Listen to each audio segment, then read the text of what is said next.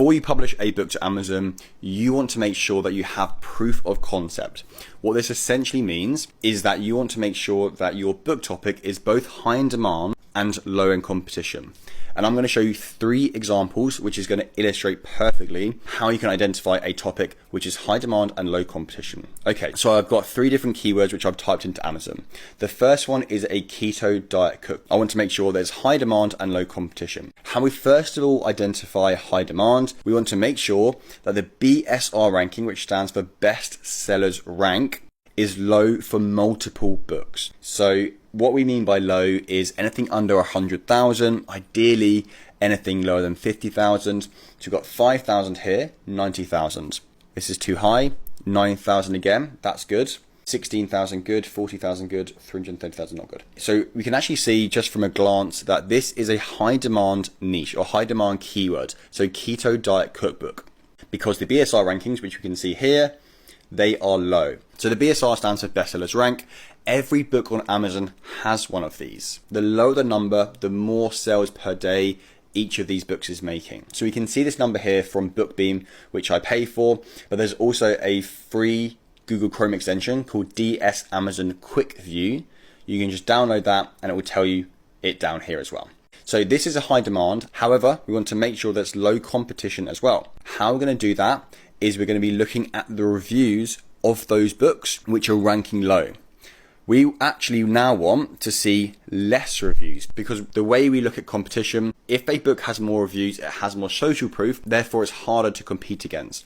So ideally, we want a book with a low BSR ranking and also a low number of reviews. So when we're looking at this niche here, this one has a low BSR ranking, but it has 31,000 reviews. We can't compete with that. Same for this one, 1,600 reviews. This one doesn't count because it's not even ranking well anyway. So it's still a low number of reviews, but it's also a high BSR ranking, so we don't count that one. 16,000 reviews, 6,900 reviews. This is the only one which has got a lowish BSR ranking, low reviews. 800 reviews, 41 reviews. So this one again is okay. 1,100, 10,000, 1,400. So for me, this is not a niche I would get into because the reviews are too high for many of the books. The next example is this one. So I typed in low sugar diet cookbook. This one is very easy to tell, okay?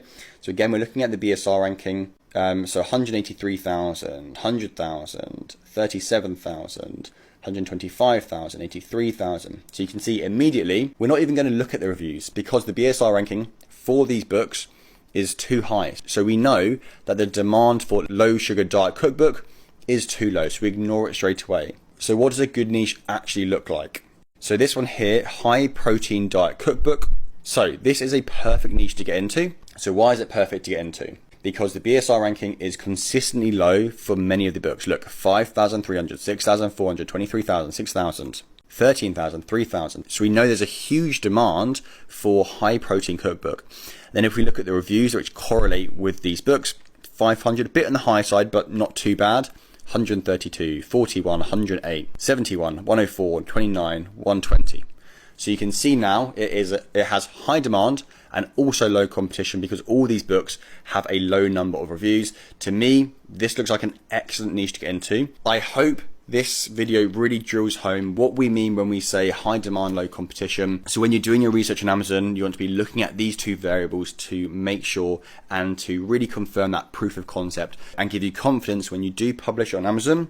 If you can get 100, 200 reviews, your book is going to sell well.